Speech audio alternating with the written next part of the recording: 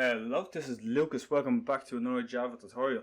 So in this video we will go over how we can get the current date and the current time inside of our Java project.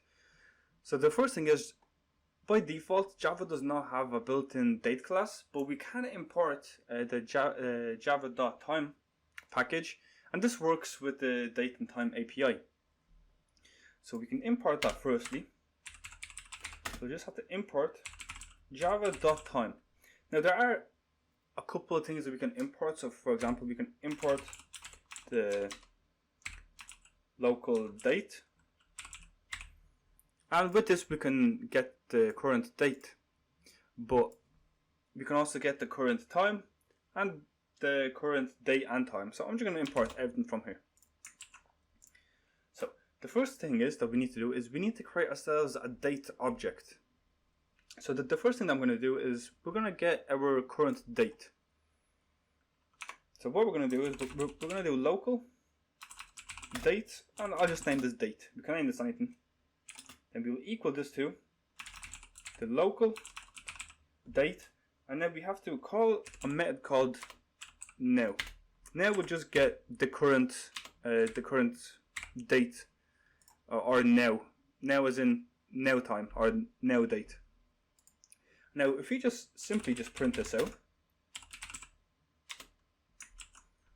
when we run this, you can see we get our current date of whatever day it is now, or whatever date it is now.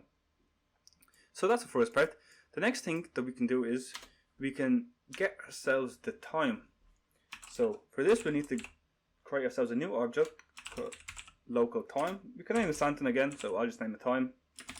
We will equal this to local time, and once again we have to do now.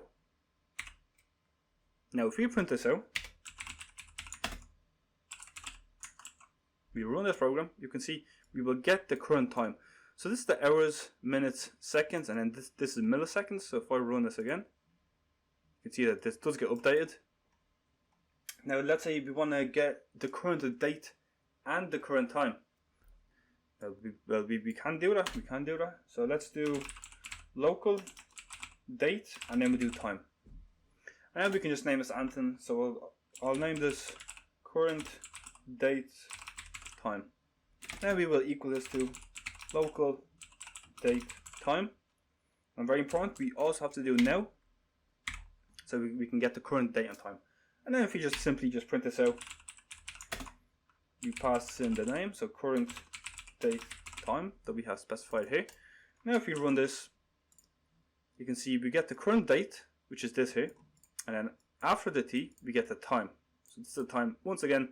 So this is the year, then we have the month, the day, hours, minutes, seconds, and then this is milliseconds.